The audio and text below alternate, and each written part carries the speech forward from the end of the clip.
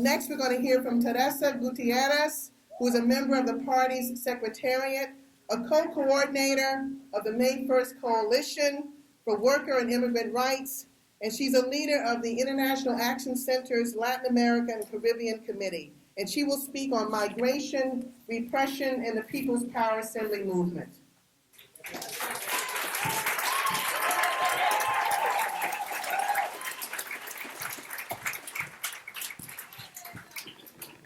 Buenos dias. Comments will appreciate the dilemma I had in preparing for this talk, and that was, what should I focus on? Should I speak on the migrant struggle? And certainly there's more than enough material for one talk on Latin America that would help our beloved comrade Berta, who focuses on this. Or should I talk about an issue that I feel very deeply about, which is global warming? And as we witness heart-wrenching devastation in the Philippines, how can you not think about climate crisis? What has been the U.S. response? Further militarization of the country. But we say no. We demand that U.S. troops get out of the Philippines now, but only after paying reparations for centuries of plunder. Every conference for the last 2 years, in fact, has had to address some recent climate calamity.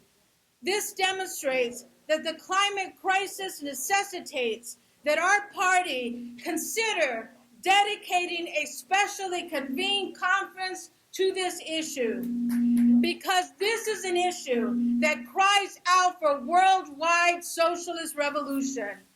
We have to get this message out, especially in the U.S., that the only thing that can save humanity from this crisis is the abolishment of the capitalist system.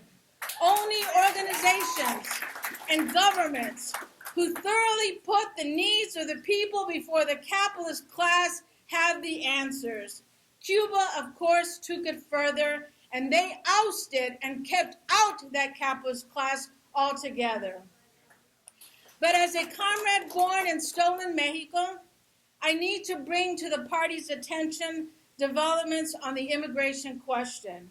I place my remarks within the context of the pre-conference document that was written by Comrade Holmes. As we have written about extensively, the global working class faces an unprecedented capitalist economic crisis, one that no revolutionary before us has faced.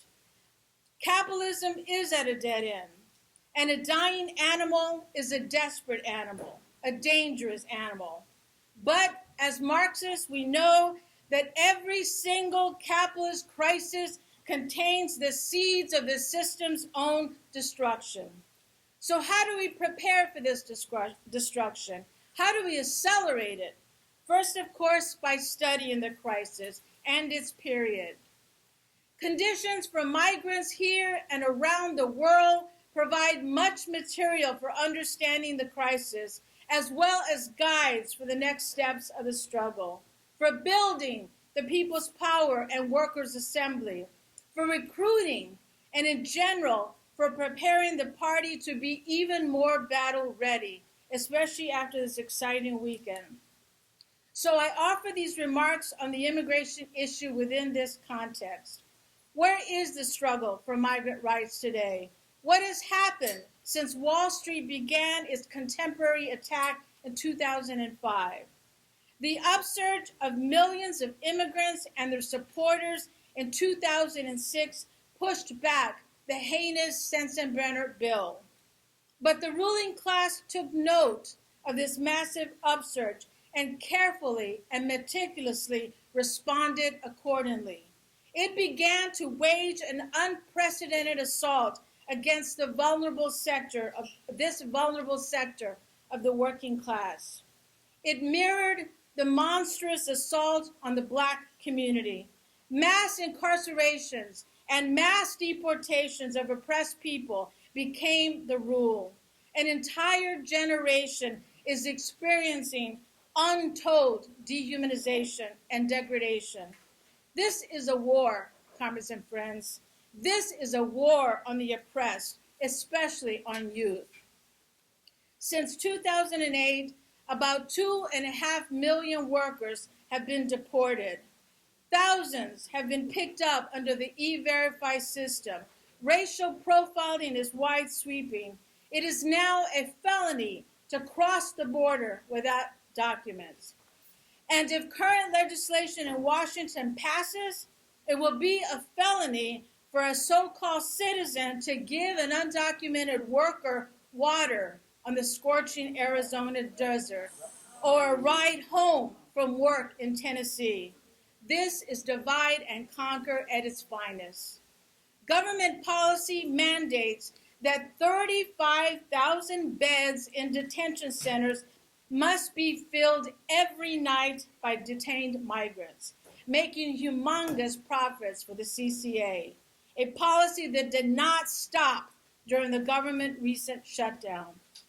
The militarization of the border continues. The money allocated to immigration customs enforcement now numbers in $40 billion allocated for repression instead of for schools and hospitals. None of this, however, has stopped the struggle, comrades and friends. The resistance to the war on migrants has been diverse and heroic under current conditions.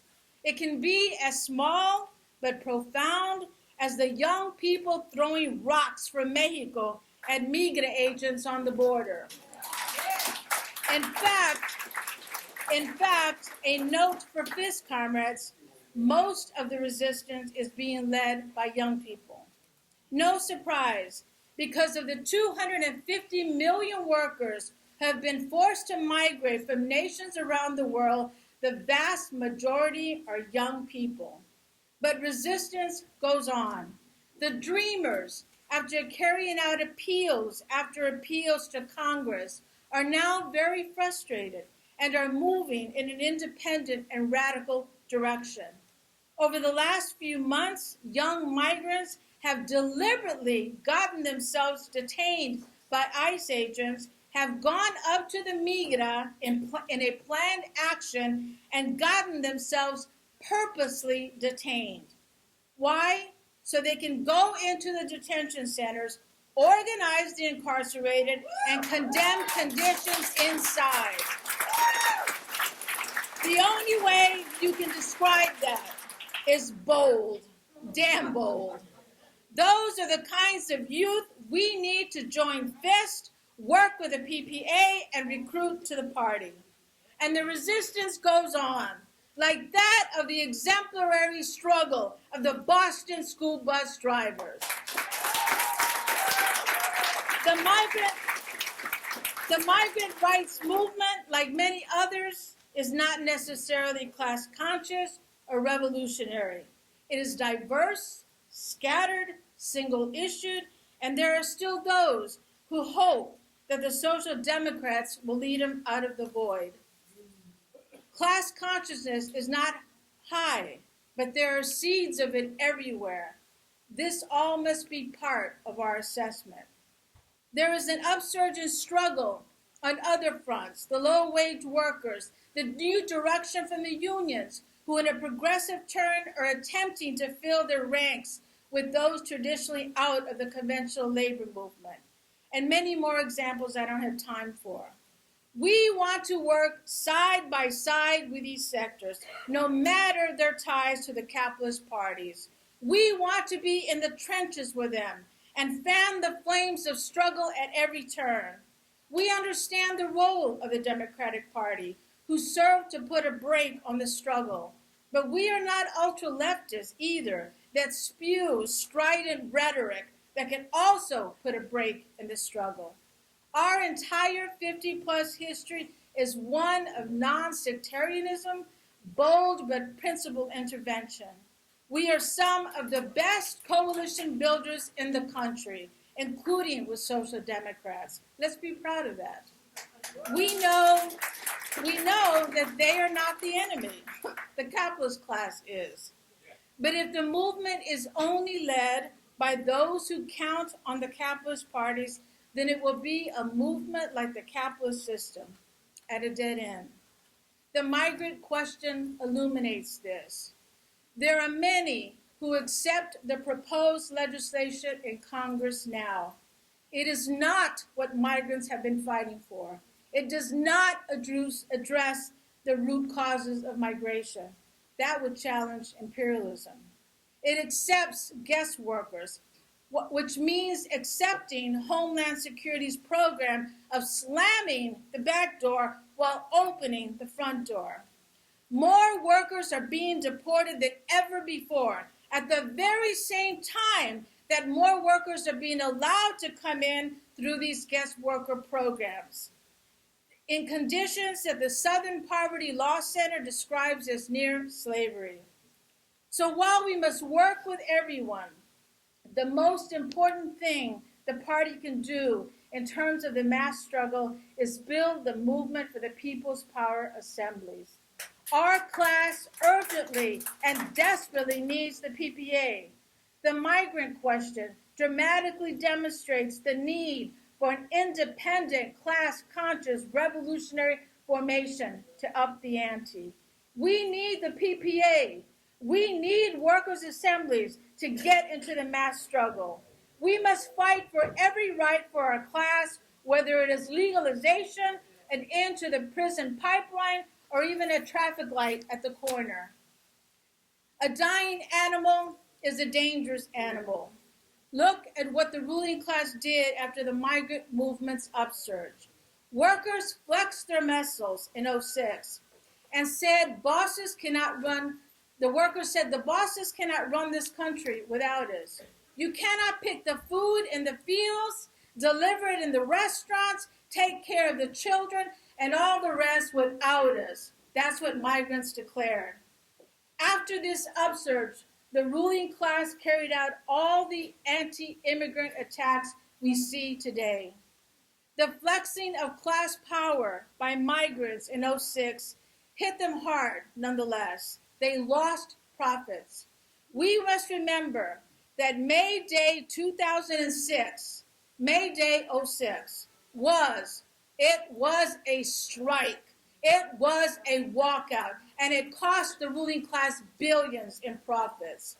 Some in the labor movement, many of them well-meaning and dedicated activists, tried to stop that May Day. Now those same elements are leading the demonstrations on migrant rights and targeting only the Republicans, leaving the Democrats off the hook. That is why we need the PPA. I think that perhaps the PPA should soon, maybe not this year, maybe not next year, maybe not the year after, but we should consider taking the example of our migrant sisters and brothers in '06 and call for a general strike. And if you read the papers this morning about the youth unemployment rate in Europe, don't be surprised if we hear that Europe calls for such a strike way before '08 or 2 or 3 years from now. We cannot and will not call something like that, something so crucial, lightly or cavalierly. I don't mean it that way. Everyone in this room must be united and in genuine collaboration with each other every step of the way for that to mean anything.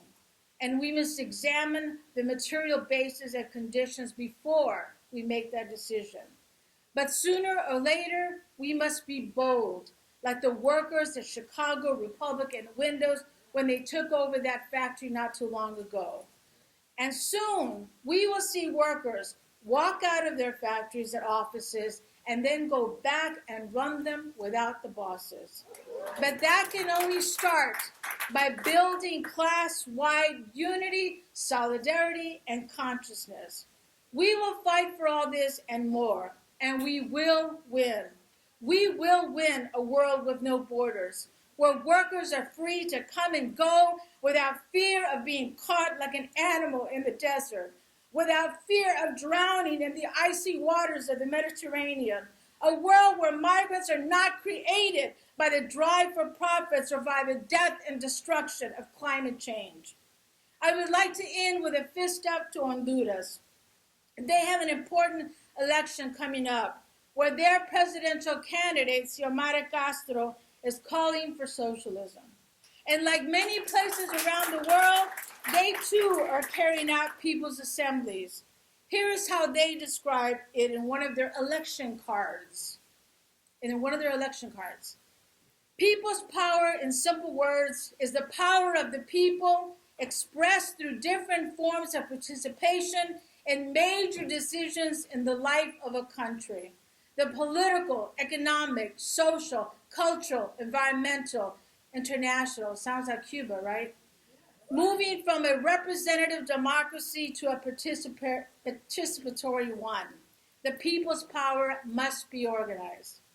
Let us take this cue from the workers in Honduras and workers around the world who are assembling everywhere in righteous struggle.